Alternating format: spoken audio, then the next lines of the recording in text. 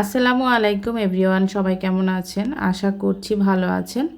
এটা আমার ঈদের চতুর্থ দিনের ব্লগ। তো আমি এই ব্লগটা অনেক দিন হয়েছে এডিট করে রেখে দিয়েছি, আর শেয়ার করা হয় নাই। তো কোথায় গিয়েছিলাম দেখে নিশ্চয়ই বুঝে গিয়েছেন। আমরা এখানে আসছি হচ্ছে নীলা মার্কেট, 300 ফিট নীলা মার্কেট যেটা বলে, সেইখানে আসছি।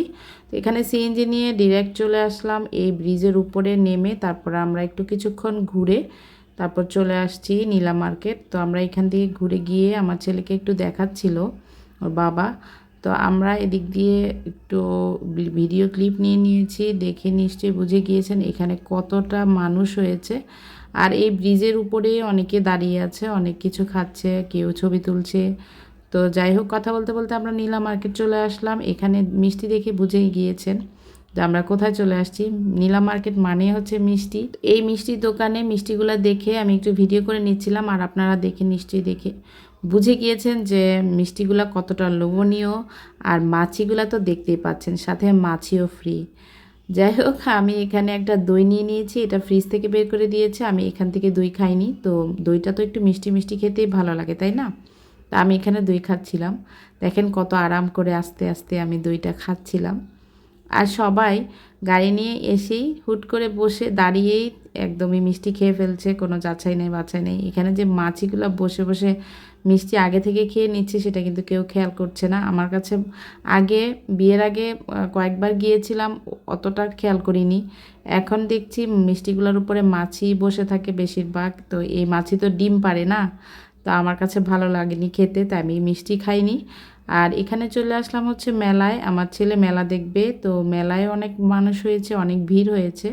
আর এই তো দেখতে পাচ্ছেন কতটা সুন্দর সুন্দর করে চুড়িগুলো সাজিয়ে রেখেছে, আমার কাছে খুব ভালো লেগেছে। কিন্তু দুঃখের বিষয় হচ্ছে আমার এই চুড়ি হাতেই ঢুকে না, হাতেই যায় না এই চুড়ি। আমি অনেকবার ট্রাই করে 2-3টা ভেঙেও ফেলেছিলাম। তো এখানে আমার ছেলে কিছুটা খেলনা কিনেছে, সে খেলনা কিনবে। তো আর এইদিকে হচ্ছে সেই এই আপাটা হাঁস বসিয়েছে। এই হাঁসটা এখানে হচ্ছে 10টা হাঁস, সে সব কিছু দিয়ে একসাথে মাখিয়ে বসিয়ে দিচ্ছে। তা আমি ভাবলাম যে একটু ভিডিও করে আপনাদের জন্য নিয়ে আসি। এখানে 10টা হাঁসের মধ্যে সে হাঁসগুলো এদিকেই রান্না করছে, সব কিছু কীভাবে পরিষ্কার করছে আমি জানি না, আগে থেকে দেখিনি। তো এইদিকে হাঁস এবং গরুর মাংস কোনো কিছুই সে, আমার হাজব্যান্ড খাবে না। তো এই তো এখানে আরেকটা দোকান, আমি অনেকগুলো দোকান খুঁজে খুঁজে একটা দোকান পেয়ে তারপর বসেছি। সে গরুর মাংস এবং হাঁস কোনো কিছুই খাবে না, হাঁস তো খাই না। আর গরুর মাংসও দেখেছে নাকি যে কোন পাতিল থেকে, এক পাতিল থেকে আরেক পাতিলে নিচ্ছে। তো তার কাছে নাকি কেমন লেগেছে, সে সেটাও খাবে না। আমরা বাসা থেকে মুরগি পোলাও সব কিছু খেয়ে গিয়েছিলাম, তো আমাদের পেটে এতটা ক্ষুধাও ছিল না। তো যাই হোক, আমরা এখানে 2টা চাপটি নিয়ে নিয়েছি, ভর্তা দিয়ে খাবো। তো যেহেতু সন্ধ্যাবেলা দুপুরবেলা বেশি দেরি করেও খাইনি, মানে দেরি করে খেয়েছি, তো ভর্তাই আমাদের জন্য এবং চাপটি আমাদের জন্য ঠিক ছিল। তো আমরা ভর্তা এবং চাপটি খেয়েছি হচ্ছে 2টা চাপটি খেয়েছি আর 4 রকমের ভর্তা খেয়েছি, আর একটা পানি নিয়ে নিয়েছি। কত টাকা হয়েছে আমি জানি না, হয়তো 90 টাকা হবে। তো এদিকে হচ্ছে চায়ের জন্য বসছি, দেখেন আমি অধীর আগ্রহে বসে আছি চাটা খাওয়ার জন্য। সে চাটাই অনেকক্ষণ ধরে বানিয়েছে, 15 কি 20 মিনিট ধরে।